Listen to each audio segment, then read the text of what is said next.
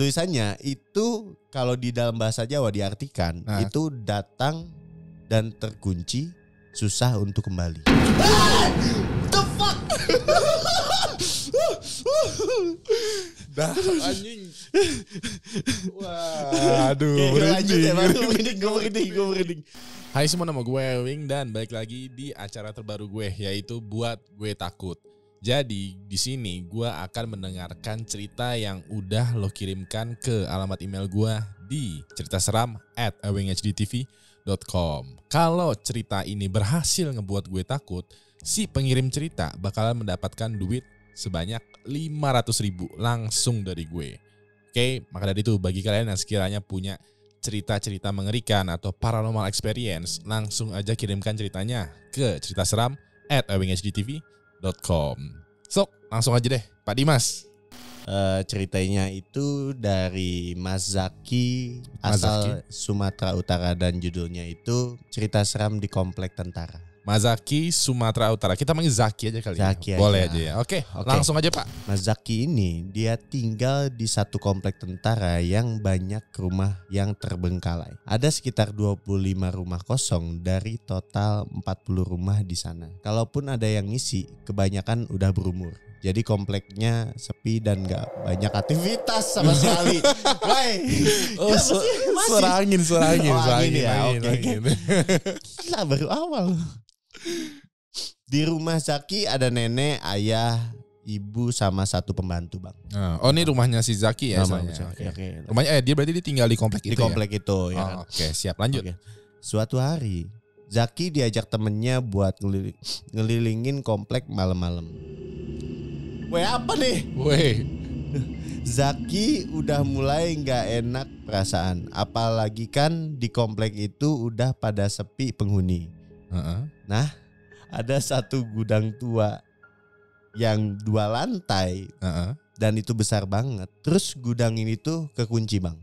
Nah, Zaki sama temennya penasaran dan coba cek ke sana. Cuman mereka nggak nemuin apa-apa dan balik ke rumah karena udah ngelilingin hampir 2 jam. Balik lagi. Oke. Mau explore gitu ya lah ya. Oke, paham. Satu waktu Zaki ngelihat ada penyimpanan rahasia di bawah kamarnya. Dia nyoba buka dan di dalam sana ternyata ada banyak kunci sama rantai gembok gitu. Tunggu, ruang penyimpanan maksudnya ya, box? Jadi atau? ada box gitu di rumahnya itu dan ada penyimpanan kayak yang gak pernah dibuka gitu, Bang. Gitu. Kunci isinya ya. Nah, dia nanya ke orang tuanya itu barang apaan dan punya siapa. Nah, mereka malah gak tahu kalau selama ini ada ruang rahasia itu atau gak tempat itu. Oke, gila ya, boleh ya. Boleh. Terus. Orang tuanya cuman bilang kalau rumah yang mereka tempatin emang dulunya punya orang berkuasa di komplek itu. Ya, makanya mungkin ada ruangan rahasia dan barang-barangnya aneh yang ditemuin oleh Zaki ini. Di setiap kunci gembok yang dia temuin itu ada tulisan angka Romawi. Zaki keinget sama gembok gudang tua yang juga ada tulisan Romawinya. Sebelumnya dia ngeliat, Bang, ada tulisan Romawi di gembok di gudang itu. Gitu. Jadi dia langsung kayak pikir, wah jangan-jangan kunci ini adalah buat di sana. Oke. Terus. Akhirnya Zaki sama temennya nyoba buat buka gudang rumah pakai kunci gembok ini, Bang. Jatuh, Hasilnya pintu gudang itu bisa dibuka. Cuman pas pintunya dibuka ada angin kencang yang berhembus. Oke. Terus pintu gudangnya juga kayak kebuka sendiri pas abis dibuka gemboknya, Bang. Gue sakit banget ini, Bang, gila. Gue suara aja langsung mendadak dingin tuh. Ya mungkin engselnya kebuka sendiri ya karena mungkin udah berumur lah ya kan. Akhirnya dia pintu kebuka sendiri. Mereka masuk ke sana dan nemuin hal aneh seperti banyak gaun pengantin, tempat tidur tua yang udah dimakan rayap. Terus ada juga semacam kertas yang berisi tulisan-tulisan Jawa gitu. Temen Zaki yang asli Jawa nyoba baca. Arti tulisan itu kurang lebih adalah datang dan terkunci, susah untuk kembali. The fuck? Dah anjing. Waduh. Lanjut ya bang. Gue merinding. Kertas tulisan ini emang terpotong beberapa bagian dan cuman kalimat itu yang bisa dibaca. Zaki sama temennya misah buat ngelihat bangunan ini karena emang besar banget dan lorongnya banyak. Dari sana angin kencang selalu berhembus sampai bikin pintu gudang tertutup dan stuck nggak bisa dibuka sama sekali. Oh iya bener ya. Aduh tegang banget. Ada satu temen Zaki tiba-tiba kepisah bang dan gak ketemu kembali di gudang itu bang. Bener-bener dia tuh kepisah karena ya banyak lorong di sana. Mereka semua kekunci di dalam sana dan mulai panik ya kan karena ada angin yang bikin nutup atau pintunya itu bikin stuck bang pada saat itu. Makanya pintunya nggak bisa kebuka intinya. Nggak bisa kebuka. Iya. Nah mereka juga udah nyoba cara buat buka pintunya tapi tetap nggak bisa. Temennya Zaki udah nyoba cari bantuan dengan telepon temennya ini ya kan yang hilang tadi. Tapi di gudang itu udah bener-bener nggak ada sinyal sama sekali. Zaki ngelihat jam dan ngeh kalau sekarang udah jam 3 malam. Gak kerasa mereka udah gak ada di sana lebih dari 2 jam bang. Oh anjing Pak dimaksud kertasnya gemeteran. Gak kuat kok. Nah Oke lanjut. Nah, tiba-tiba kedenger suara perempuan yang minta tolong. Itu apa? Lu gila.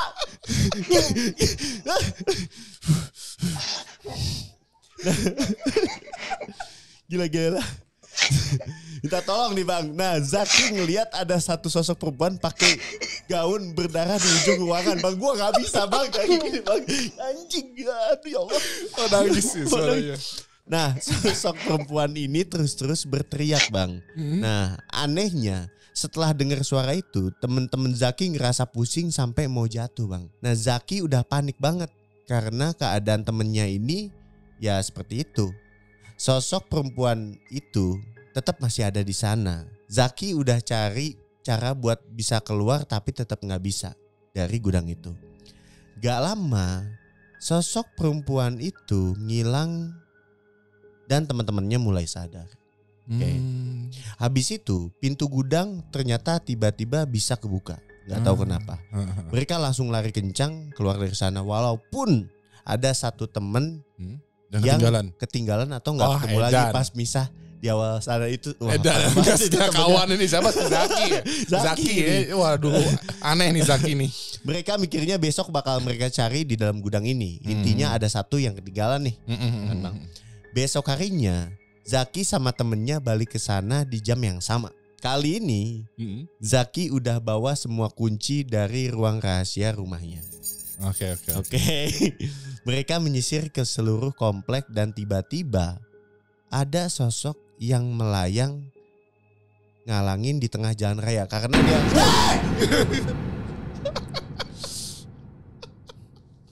dia nyari temennya kirain di luar komplek gitu ya bang. Ya kan mungkin hilangnya di luar komplek juga gitu. Makanya dia cari. Nah ketika ada sosok melayang terus ngalangin di tengah jalan, mereka langsung lari ke gudang tua dan nyoba buka gembok pakai kunci yang ada angka Romawi itu. Cuman pintu itu nggak bisa kebuka terus bang. Temennya Zaki terus-terusan heboh soalnya dia ngelihat ada 3 pocong yang melayang ke arah mereka.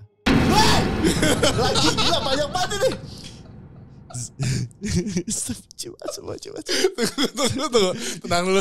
Iya, baik. Santai. Nah, lo ketawanya mah, lo teriaknya lepas banget gitu. Iya bang. Gila. Oke. Napas dulu. Nah. Kayak dikejar beneran bang maksud gua gitu. Zaki sama temennya ini langsung lari sembunyi. Ya kan? Pas lagi sembunyi, tiba-tiba ada sosok kakek-kakek yang berbisik. Larilah. Temanmu akan mati.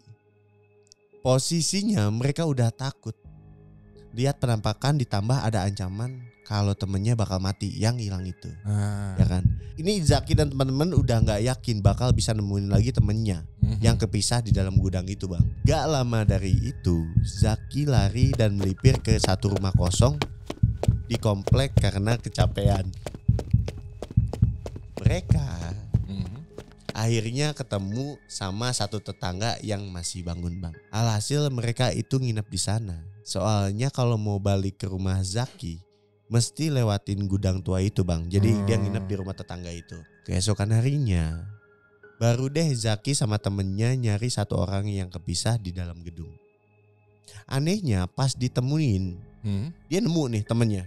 Besoknya itu nemuin dia diam seperti gak sadar sama sekali. Gak sadar dia. Gak sadar ya. Mulai dari sana banyak kejadian aneh yang dialami Zaki. Salah satunya ada penampakan kakek-kakek di kamarnya. Woi! Si kakek ya begitu ya suaranya ya. Kalau kakek muncul gitu ya. Penudahan.